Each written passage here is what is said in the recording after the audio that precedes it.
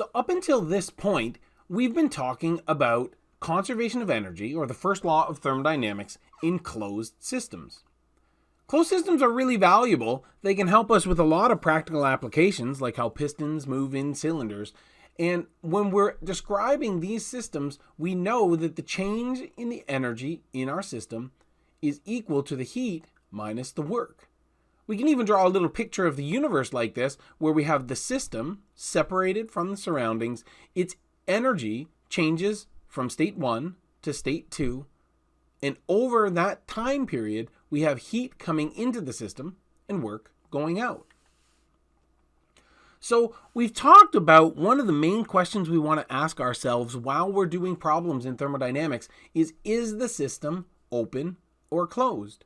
And if the system is closed, we'll go through a flow chart that looks kind of like this. We know the first law. We make some assumptions so that our delta E term becomes the change in internal energy, at least if we can make those assumptions. Then we find work using the integral of P dV, and we find delta U using the mass times the change in the specific internal energy. But in order to do that, we have to ask ourselves, what's the fluid? And if the fluid is water, we need to know what phase is the fluid. And if the fluid is an ideal gas, we need to know if it has constant specific heat, so I can use CV times delta T, or if it's variable specific heat, so I have to look things up on a table. So there's a couple questions I ask myself. Is the system open or closed? Can I neglect kinetic and potential energy? What's the relationship between pressure and volume, so I can find the work? And then what's inside my system? Is it water? Is it gas? If it's water, what's the phase? And if it's an ideal gas, can I assume that the specific heat is constant? So hopefully at this point, you feel like you have a pretty good idea of how to tackle first law problems in closed systems. But closed systems aren't the only kind of system we're going to look at in this class. So what happens when we have open systems? We need to know first what happens to the mass. Because in an open system, the big difference between an open system and a closed system is that the mass can come in and out of an open system. So we need to know what happens to the mass. And that's what we're going to talk about today, this idea of conservation of mass. In an open system, which we often call a control volume, mass can flow across this imaginary boundary called the control surface. Everything inside my control surface is then my control volume. That's the part of the universe that I'm interested in. So when we talk about open systems, there are a couple things that we need to know. First, where do we draw our control volumes? So here I've just got a picture of flow inside of a pipe, and I'm drawing my control volume. It's this imaginary boundary inside the pipe. Now, oftentimes, at least some sides of our imaginary boundary, our control volume, will be right up against a physical boundary, like we see at the edge of the pipe here, or at the sidewalls of the pipe. But some parts of my control surface will be open, like this part here, which cuts across the flow. And that allows fluid to pass into my control volume. It moves to my control volume, and then it goes out of my control volume. So we need to know, where do we draw the control volume? What happens to the mass? So is the mass coming in, going out, or both? And then what happens to the energy? Because here, just like we did in closed systems, we need to know about heat transfer. We need to know about work. But the reason we need to track how mass is coming in and going out, and maybe what state it's at when it comes in and what state it's at when it goes out, the reason that we need to do that is because we know now that every small piece of mass has some energy that's associated with it. So as mass is coming in and out of my control system, it takes energy with it. So energy comes in with the mass, but energy also goes out with the mass, and we need a way to account for that. And the first step there is just figuring out what happens with the mass. And that's what we're going to talk about today. How is mass conserved? So we already know that energy is conserved. That's what the first law of thermodynamics tells us. But it's also true that mass is conserved. So we're going to talk about conservation of mass, sometimes called continuity. So what this says in words is that the change in the amount of mass stored within a system during some time interval is equal to the net inflow of mass across the boundary of the system in the time interval. So just like our conservation of energy equation, the words can get a little bit cumbersome. So here we can say the change in the amount of mass stored within a system. So here we're looking at mass over some time interval. So the mass at time 2 minus the mass at time 1. Here you can't see me, but I'm holding my tea mug, right? And as I take a drink from it, the mass in my tea mug goes down. So my mass at time 2 is less than it was at time 1. So that's what this part of the equation means here on the left. It's the change in mass that's stored in my system. The way I figure that out is that over time, I add up all the mass that came into my system, and I subtract all the mass that went out of my system. So in my tea mug example, I'm only taking mass out because I'm drinking.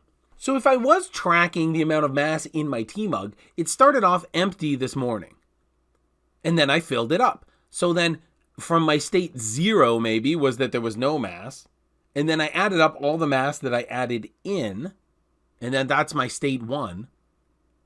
And then my state 2 is after I drank some mass of my tea, so that's state 2. So in the words, it doesn't talk specifically about adding up all the mass coming in and subtracting all the mass going out. It talks about the net inflow of mass across the boundary. But that's really what this means, is this is all what comes in minus all that goes out. So here's maybe a picture of a branching system, because we can have more than one inlet or more than one outlet in our system. So the first thing that I want to do is I want to draw my control volume. I'll follow the walls of this branching pipe for as often as I can, and then I'll draw lines that are perpendicular to the flow inside the pipe. So I have mass at time 1. That's the initial mass in my system. So now I know that's where it goes in my equation at M1. If I blocked up the exits of my pipe over here and I added some mass in, then my mass at state 2 would go up. So I would have no mass out. I would add up all the mass that I'm adding into the system, and M2 would be bigger than M1. This is, I guess, the equivalent of me filling up my tea mug in the morning. Similarly, I could take this same pipe, block the inlet, and let some mass flow out. Then I would have no mass in. I would be losing mass in my system, and M2 goes down. This is exactly what happens when I drink from my tea, or maybe when I flush the toilet, the reservoir above the toilet empties out. So if we can track all the mass that came in and all the mass that came out, and I knew my initial mass, then I could find the mass at time 2. That's the final mass in my system. Really, in a pipe, anyway, we rarely are closing off one of these cases and not the other, right? So we're usually not blocking all the inlet and not blocking all the outlet. So usually all these things are happening at the same time. So there's some mass coming in and some mass going out. And then we can think about, are we storing mass in the system? So I guess this is, let's say that I didn't like my tea mug and I put it outside, and it's Rochester, so it's raining outside. So now there's some mass coming into the top of my cup because it's raining, but I drilled a hole in the side of my cup so that there's some mass that's leaving the system too. So that means that the water level in my cup will be changing depending on how fast the mass is coming in and how fast the mass is going out. So the change in the system mass is determined by knowing all the mass that comes in and all the mass that goes out. So we have a special case that we call steady state. So when a system is at steady state, that means nothing is changing with time. Since the amount of mass inside the system is something, that means that when we're at steady state, the amount of mass that's inside of our system is not changing over time.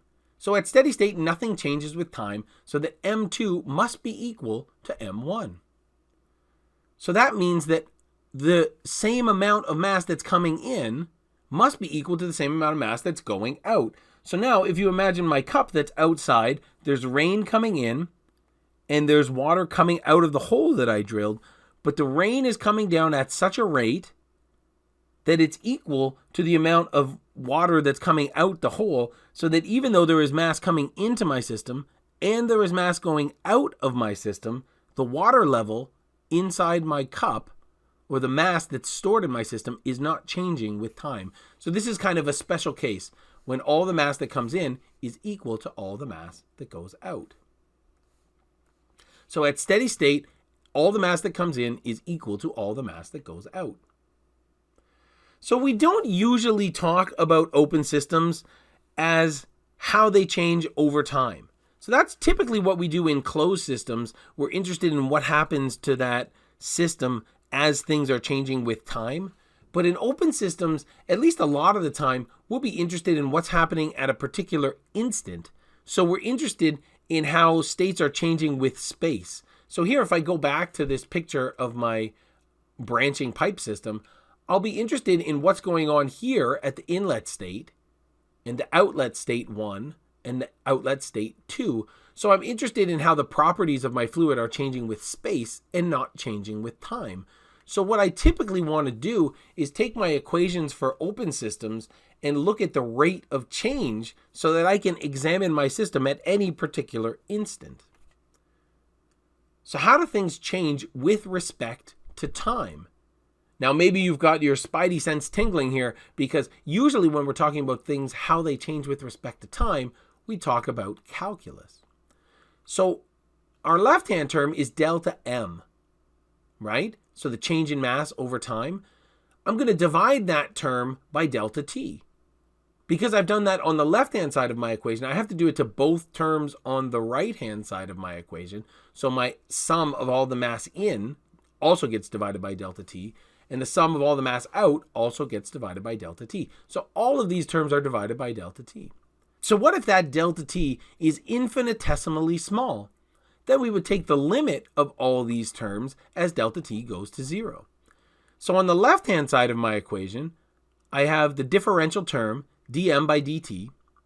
Now these other terms, you could think of them as dm by dt terms. They have the same units, but because these are not things that change with time. So the mass flow rate in, that's just how much mass is coming into my inlet at a particular time. So if, again, I had my cup outside and it was raining, the rate at which mass is entering my system is not changing with time, but its units are still in kilograms per second. So that's why we use different notation here. So this term here, this mass flow rate, is m dot. So it's not a differential term, but this change in mass over time, that's telling me something about the water level in my cup, and that is something that could change with time. Same with the mass flow rate out of my system. M dot out is a parameter and not sort of a differential term. This rate of mass change tells us something about how fast the water level is rising or falling. To find that, I would have to add up all of the inlet flows. So I look at the rate at which mass is entering my system. I have a summation sign here because I could have more than one port where mass is coming in. And I subtract all the ports where mass is going out. So I find the rate at all the ports where mass is going out, and I subtract all of those mass flow rates from my system. If I look at the contribution from both of those two terms, that's the instantaneous net rate of mass flow across the boundary of my system. So this is the version of conservation of mass or continuity that we'll use most times for open systems, because in open systems, we're typically interested in rate equations. So conservation of mass or continuity for an open system will usually look like this. We're interested in how much mass is being stored or depleted from my system. So if the mass is increasing, this is a positive value, right? Because the mass would be increasing with time. And if the mass is decreasing, then it'd be negative. It's decreasing with time. To do that, I add up all the mass flow rates that are coming into my system, and I subtract all the mass flow rates that are going out of my system. The change in the system mass could be found by determining the mass in and the mass out. We also have this special steady state case. And this again kind of hammers home why we have different nomenclature. So when we're at steady state, nothing is changing with time. So any term that gives us a differential with time goes to zero, right? Because this dm by dt term is talking about how much is the mass changing? What's the rate of change of mass over time? But if it's at steady state, nothing is changing with time. And since the mass stored in the system is something, then its rate must be zero. So that means that zero is equal to the sum of all the mass flow rates coming in minus the sum of all the mass flow rates going out, which means that all the mass flow rates going in must be equal to all the mass flow rates going out. Again, this is my special case where my cup of water is out in the rain, but it also has a leaky hole in it, and the mass that's coming out, the rate at which mass is leaving my cup, is equal to the rate at which mass is entering my cup. So the level of mass stays the same inside my cup. So basically the water level stays the same, even though it's different water all the time, because some mass is coming in and some mass is going out. So how do we solve a problem? If we're looking at conservation of mass in the differential form, we have three unknowns. So it's one equation with three unknowns. So we want to get equations for m dot so that we could find these two m dot terms and use those to find the derivative term here on the left. So let's think about a pipe flow. Here we have water coming into a pipe. Now, I don't know if you've taken fluids yet. Maybe some of you have and some of you haven't. But what happens in pipe flow, at least if the water is going slowly, is that we have friction here on the sides. And those frictional forces are really important when the water is moving slowly enough. So we would get what we call this parabolic velocity distribution. And that's because basically we have the water that's right next to the wall of the pipe, and it can't move. So basically we have these really small fluid elements that are touching the wall that don't move. We call that the no slip condition, that water that's touching the wall doesn't slip. And it causes some friction on the next little water element that's beside it. So it's kind of slowing it down, but the water element beside that is sort of pushing it up. So I don't know if you've ever played something like Crack the Whip, where you have a bunch of kids and they're running around in a circle, but they're all holding arms. So if you have somebody that's faster than you on one side and slower than you on the other side, then you'll sort of tilt in one direction. So what happens here is that happening inside our flow. This is a laminar flow where we get this parabolic velocity distribution. We can talk about the speed of the fluid elements that are moving through the pipe. We can talk about their velocity if we're interested in both their speed and the direction. We can talk about some average speed or average velocity across this whole sort of cross section of the pipe. We can look at how the volume is changing. We might want to know the specific volume or the density of the fluid. We probably want to know the area of the cross section of the pipe, because that's going to tell us something about how much mass is going through the pipe. We probably want to know the size of the pipe if we want to know how much mass is going through. We can say, well, what's the radial position? That's lowercase r. And what's the total radius of the pipe? That's uppercase r. And if we can do all of these things, if we look at these different parameters, maybe we'll be able to describe the mass flow through the pipe. So here I've got a small element inside the pipe. So this is this kind of differential element with r, right? So we have some dr here, some ring that's inside the pipe. So we would want to integrate all the mass that's going through there over time. So our mass flow rate term, so if we want to find m dot, we would integrate from r is equal to 0 to r equal to big R, and then we'll try to find the density times the volume. But the volume of this differential element is something, so that we still have the density, right? But the volume is going to be this cross-sectional area of this annulus, right? But then kind of the height of this, or maybe we'd call this the width because it's on its side. The width here is described by the velocity of the fluid as it's moving through. So here our mass flow rate term is rho times v, which is a function of r, times the differential area element. And that dA term we can rewrite as 2 pi r times dr. So now we have an expression for m dot. Right? I can, again, we can check the units to make sure that we're not wrong. So this won't show us that we're right, but we want a mass flow rate in kilograms per second. So density is in kilograms per meter cubed, velocity, meters per second, area, meters squared. So here, if I multiplied all these out, I've got meters cubed up on the top and meters cubed on the bottom. They're going to cancel out. I'll get kilograms per second. Now this term, right? So this part of the equation, rho, again, is density. Velocity, meters per second.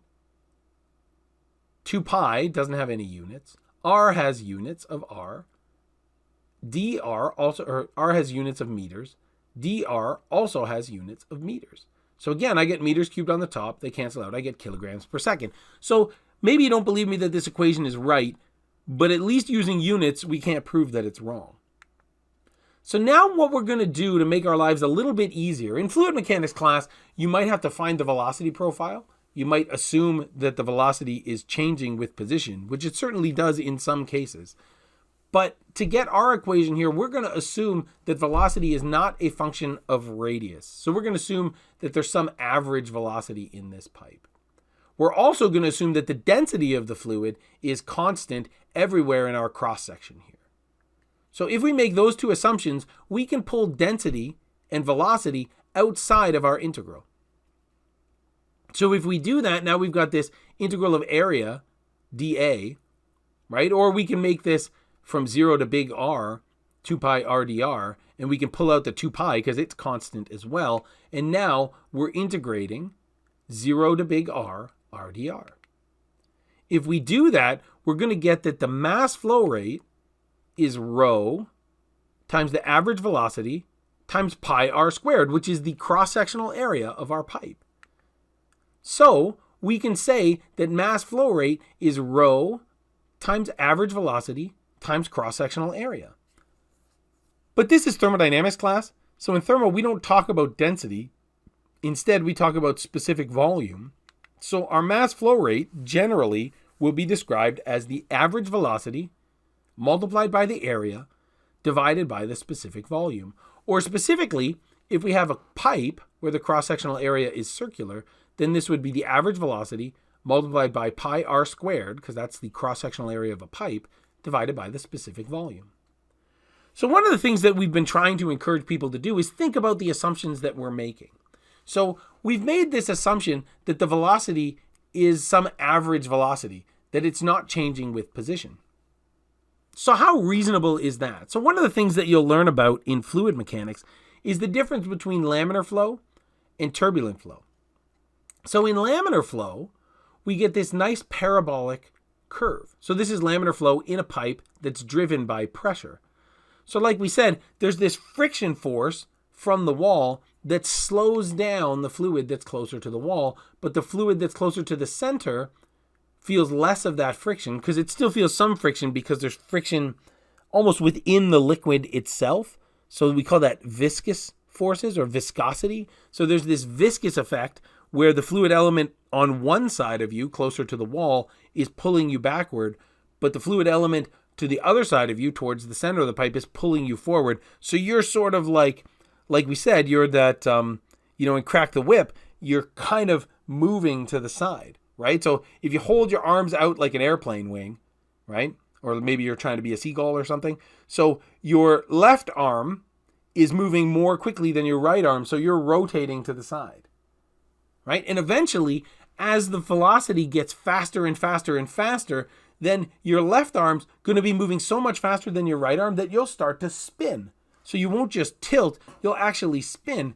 And what happens then is this fast flow towards the center of the pipe starts to spin out towards the edge of the pipe. So you get this better mixing.